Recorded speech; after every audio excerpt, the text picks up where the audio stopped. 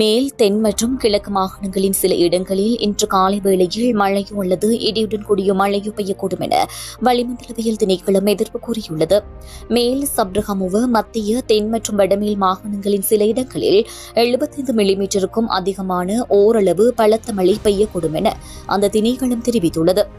மத்திய சப்ரகமுவ மற்றும் மூவா மாகாணங்களின் சில இடங்களில் அதிகாலை வேளையில் மூடுபனி நிலை காணப்படலாம்.